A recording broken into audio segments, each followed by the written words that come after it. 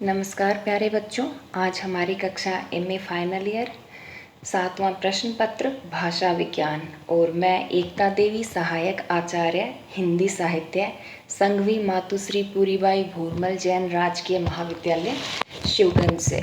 हमारी कल की वीडियो में हमने भाषा और भाषा की परिभाषाएं जो विभिन्न विद्वानों द्वारा दी गई थी उसके बारे में जाना। आज उन्हीं परिभाषाओं के आधार पर भाषा के तत्व कौन कौन से होते हैं वो हम आज पढ़ेंगे। तो आज का हमारा टॉपिक क्या है? भाषा एवं भाषा के तत्व।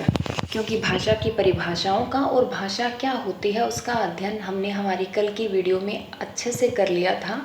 उन्हीं परिभाषाओं के आधार पर ये भाषा के 5 तत्व हमारे सामने निकल कर आते हैं। सबसे पहले जो कल जितनी परिभाषाएं हमने पढ़ी उन सारी परिभाषाओं को मिलाकर भाषा की एक परिभाषा अच्छे से दी जा सकती है।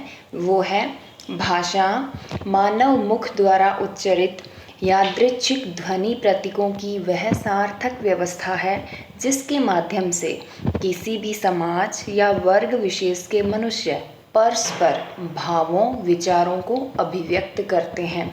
परस्पर का मतलब होता है एक दूसरे से अपने भाव विचार इत्यादि है उनको अभिव्यक्त करते हैं और यह मानव मुख के द्वारा उच्चरित होती है, अर्थात पशु पक्षियों के मुंह से उच्चरित होती है उसको भाषा नहीं कहा जाता है। भाषा विज्ञान में हम उसको भाषा नहीं कहेंगे।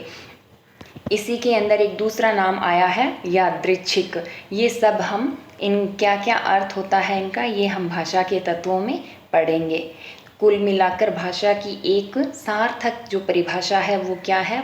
भाषा मानव मुख द्वारा उच्चरित यादृच्छिक ध्वनि प्रतीकों की वह सार्थक व्यवस्था है जिसके माध्यम से किसी भी समाज या वर्ग विशेष के मनुष्य परस्पर भावों विचारों को अभिव्यक्त करते हैं। यह सार्थक व्यवस्था है, अर्थात निरर्थक जो ध्वनियाँ होती है, निरर्थक जो शब्द हम निकालते हैं अपने मुंह से बिना किसी कारण के, ऐसे ही जैसे क ख को मिलाकर हम बोल देते हैं क ख, तो उसका भाषा में अध्ययन नहीं किया जाता। इसके अंदर सार्थक ध्वनियों का अध्ययन किया जाता है। और यादृच्छिक का अर्थ होता है अपनी इच्छा से, स्वेच्छाचरण, स्वयं की इच्छा से बनाए हुए ध्वनि प्रतीक जो धीरे धीरे समाज विशेष में चलते हुए रूढ़ हो जाते हैं। जैसे हमारे हिंदी भाषा के अंदर अ ई स्वर व्यंजन जो है वो हमारी हिंदी भाषा की ध्वनियाँ हैं। वैसे ही अगर हम इंग्लिश का अध्ययन करते हैं तो उसमें ए बी सी डी वो इंग्लिश भाषा की जो हैं वो ध्वनियाँ हैं, तो वो वहाँ पर इंग्लिश भाषा में रूढ़ हो चुकी है और यहाँ ये ध्वनियाँ जो स्वर व्यंजन इत्यादि हैं वो हमारी हिंदी भाषा के अंदर रूढ़ हो गई हैं। अब हम पढ़ते हैं भाषा के तत्वों के बारे में। भाषा के तत्व, उपर्युक्त परिभाषा जो हमने पढ़ी है उसमें भाषा के 5 प्रमुख तत्व दिखाई देते हैं। सबसे पहला मानव मुख द्वारा उच्चरित, दूसरा यादृच्छिक ध्वनि प्रतीक, तीसरा व्यवस्था, चौथा सामाजिक आधार और 5वां विचार विनिमय का साधन। ये 5 भाषा के तत्व हैं जिनका विस्तार पूर्वक आज की वीडियो में अध्ययन करेंगे। सबसे पहले है मानव मुख द्वारा उच्चरित। यद्यपि मानव समाज में कभी कभी आंगिक संकेतों द्वारा भी विचारों भावों आदि को अभिव्यक्त किया जाता है। आंगिक संकेत यानी अपने शरीर के अंगों के द्वारा हम जो संकेत करते हैं उनके द्वारा भी विचार और भाव इत्यादि हैं उनको अभिव्यक्त किया जाता है। जैसे खेल के मैदान में दर्शक होते हैं वो शोर करते हैं, उनका शोर गूंजता रहता है, तब खिलाड़ी अथवा कप्तान अपने शरीर के संकेतों के द्वारा, अपने आंगिक संकेतों के द्वारा ही अपने सह खिलाड़ियों को निर्देश देते हैं। ये आंगिक संकेत भाषा विज्ञान के अंतर्गत भाषा के रूप में स्वीकार नहीं किए जाते, जबकि वे संकेत खिलाड़ी अथवा कप्तान के भावों को दूसरे खिलाड़ी तक स्पष्ट रूप से पहुंचा देते हैं, लेकिन फिर भी इनका भाषा विज्ञान में अध्ययन नहीं किया जाता। भाषा विज्ञान में जब भाषा शब्द का प्रयोग किया जाता है तब उसका अभिप्राय केवल मानव मुख के द्वारा उच्चरित सार्थक ध्वनि संकेतों से ही होता है। उसके बाद भाषा का दूसरा तत्व है यादृच्छिक ध्वनि प्रतीक। यादृच्छिक ध्वनि प्रतीक। यादृच्छिक शब्द यदृच्छा से बना है और यदृच्छा का अर्थ होता है स्वेच्छाचरण। इस प्रकार यादृच्छिक का अर्थ हुआ जैसी इच्छा हो या जैसा अपना मन हो, अपने मन अपनी इच्छा के द्वारा माना हुआ। भाषा किसी एक वर्ग या समुदाय विशेष के लोगों द्वारा निर्मित होती है। जैसे उदाहरण के लिए हिंदी भाषी समाज में जल के लिए पानी शब्द का और तमिल भाषा में तन्नी शब्द का प्रयोग होता है। ऐसे ही अंग्रेजी भाषा में पानी शब्द के लिए वाटर शब्द का प्रयोग होता है। एक ही वस्तु के लिए भिन्न भिन्न समुदायों ने अलग अलग ध्वनि प्रतीकों का प्रयोग किया है। उसी भाषा समाज के लोग जब इन ध्वनि प्रतीकों को सुनते हैं तो उनके मस्तिष्क में एक चित्र संकल्पना उभरती है। इस संकल्पना में ध्वनि प्रतीकों का क्रमिक प्रयोग किया जाता है जो कि उस भाषी समाज द्वारा मान्य होते हैं। परंतु इसका अर्थ यह बिल्कुल भी नहीं है कि कोई भी व्यक्ति स्वेच्छाचरण द्वारा मनमानी ध्वनि प्रतीकों का प्रयोग कर सकता है। वस्तुतः भाषा की यादृच्छिकता का जो गुण है वह व्यक्तिगत स्तर पर न होकर सामाजिक स्तर पर होता है। जिस ध्वनि प्रतीक, वर्ण, स्वर, व्यंजन इत्यादि को पूरा समाज स्वीकार कर लेता है वही उस भाषा में प्रयुक्त हो सकता है। यह वर्ण, शब्द आदि किसी निश्चित पदार्थ के लिए प्रयुक्त होता है। इसलिए संक्षिप्त में कहा जा सकता है कि भाषा में यादृच्छिक ध्वनि प्रतीकों की व्यवस्था होती है। भाषा का जो तीसरा तत्व है वो है व्यवस्था।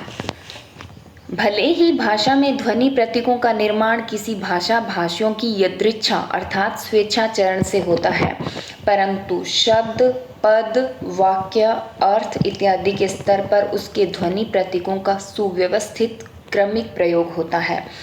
प्रत्येक भाषा में इन ध्वनि प्रतीकों की इस व्यवस्था को स्वीकार किया जाता है और उसी के आधार पर भाषा को बोला जाता है, सुना जाता है, लिखा जाता है। जैसे हिंदी भाषा में वाक्य का प्रयोग करते समय पदों का एक निश्चित क्रम होता है। सबसे पहले कर्ता, फिर कर्म, फिर क्रिया। लेकिन अंग्रेजी भाषा में यह व्यवस्था बदल जाती है। इसी प्रकार संज्ञा के लिंग, वचन इत्यादि के संबंध में भी प्रत्येक भाषा के ध्वनि प्रतीकों की अलग व्यवस्था होती है।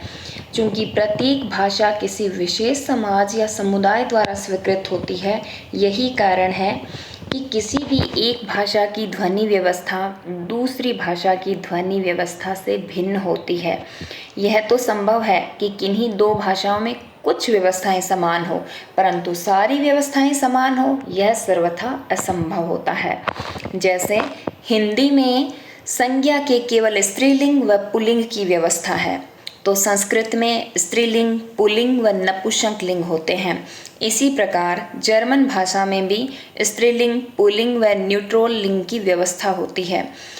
हिंदी भाषा में बहुवचन बनाते समय माता के आगे ए लगा देते हैं माताएं, भालू के आगे ओ लगा देते हैं भालुओं, चिड़िया के आगे अनुस्वार या अनुनासिक शब्द लगा देते हैं, ध्वनि लगा देते हैं। जैसे चिड़िया, एक चिड़िया और बहुवचन चिड़िया जैसे प्रत्ययों को जोड़ा जाता है। लेकिन अंग्रेजी भाषा में बहुवचन बनाते समय एस या ईएस या REN का प्रत्यय जोड़ने की व्यवस्था है। इसलिए प्रत्येक भाषा में शब्द स्तर पर, पद स्तर पर, वाक्य स्तर पर ध्वनि प्रतीकों की एक निश्चित व्यवस्था होती है और यही व्यवस्था एक भाषा को दूसरी भाषा से अलग करती है। भाषा का चौथा तत्व है सामाजिक आधार। मनुष्य एक सामाजिक प्राणी है। उसके अधिकांश कार्य समाज में रहकर ही पूरे होते हैं। किसी भी समाज के सदस्यों को परस्पर जोड़ने का मुख्य काम भाषा ही करती है। इस प्रकार भाषा किसी एक समाज विशेष के द्वारा विकसित होती है और उसी समाज के लोग अपने भावों, विचारों के विनिमय के लिए अपनी ही भाषा का प्रयोग करते हैं। व्यावहारिक रूप में भाषा का विस्तार क्षेत्र, राज्य, राष्ट्र और अंतर्राष्ट्रीय स्तर तक हो सकता है। जैसे जापानी व जर्मनी भाषाएं क्षेत्रीय, प्रांतीय व राष्ट्रीय स्तर पर समाज द्वारा प्रयुक्त होती है, जबकि अंग्रेजी, फ्रेंच व स्पेनिश अंतर्राष्ट्रीय स्तर पर भी व्यवहृत होती है। इसी प्रकार पंजाबी, हरियाणवी आदि भाषाएं केवल क्षेत्र विशेष में प्रयुक्त होती है। इसलिए संक्षेप में कहा जा सकता है कि भाषा का आधार समाज होता है। भाषा का अगला तत्व है विचार विनिमय का साधन। विचार विनिमय का अर्थ क्या होता है? विचारों का आदान प्रदान करना। वैसे तो मनुष्य अन्य संकेतों के द्वारा भी कुछ भावों को प्रकट कर सकता है, जैसे ताली बजाकर और उछलने से प्रसन्नता का भाव प्रकट होता है। अपनी खुशी को, अपनी प्रसन्नता को प्रकट करने के लिए कोई भी मनुष्य अपनी जगह से उछलता है या जोर जोर से ताली बजाता है। परंतु ये संकेत सभी भावों को पूर्ण रूप से अभिव्यक्त करने में अक्षम होते हैं। भाषा का प्रयोग विचारों के विनिमय के लिए होता है। इसलिए भाषा में भावों, विचारों की संप्रेषणीयता का गुण पाया जाना स्वाभाविक है। मानव मन में जो भाव, विचार या अनुभूति होती है, उन्हें वह भाषा के द्वारा ही दूसरों तक प्रकट करता है। चूंकि भाषा यादृच्छिक ध्वनि प्रतीकों की व्यवस्था है, इसलिए श्रोता भी वक्ता के द्वारा प्रयुक्त भाषा से वही भाव या अर्थ ग्रहण करता है जो कि वक्ता के मन में होते हैं। अर्थात किसी समाज में पहले ही किसी एक वस्तु, पदार्थ इत्यादि के लिए निश्चित ध्वनि प्रतीक की व्यवस्था कर दी जाती है। इस ध्वनि व्यवस्था से जो अर्थ बोध होता है, उससे वक्ता और श्रोता दोनों ही परिचित होते हैं। इसलिए जब वक्ता उस ध्वनि प्रतीकों की व्यवस्था का प्रयोग करता है, तब मन और मस्तिष्क में पहले से ही विद्यमान उसके अर्थ को सुनने वाला या श्रोता होता है, वो ग्रहण कर लेता है। जैसे हिंदी में कुत्ता शब्द में ध्वनि प्रतीकों की व्यवस्था है। हिंदी भाषी समाज का वक्ता और श्रोता दोनों ही उसमें निहित अर्थ से परिचित होते हैं। इसलिए जब वक्ता कुत्ता शब्द का उच्चारण करता है, तो श्रोता इसका अर्थ 4 पांव वाले एक जानवर के रूप में ग्रहण कर लेता है। लेकिन अगर यही कुत्ता शब्द हिंदी भाषी मनुष्य है, वह तमिल, तेलुगु, कन्नड़ बोलने वाले उस भाषा के लोग हैं, उनके आगे जाकर वो कुत्ता शब्द बोलेगा तो वो उसका अर्थ ग्रहण नहीं कर पाएंगे, क्योंकि वहाँ उस विशेष जानवर के लिए अलग नाम का प्रयोग किया जाता है।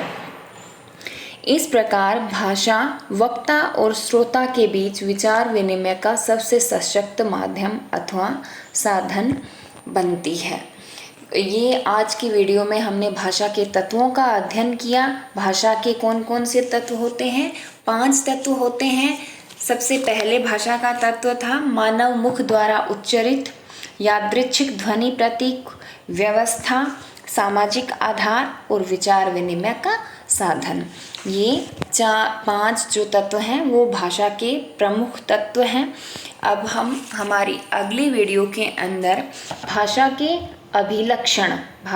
अभिलक्षणों पर प्रकाश डालिए। भाषा के अभिलक्षण कौन से होते हैं, उनके ऊपर चर्चा करेंगे या उनका अध्ययन करेंगे। धन्यवाद।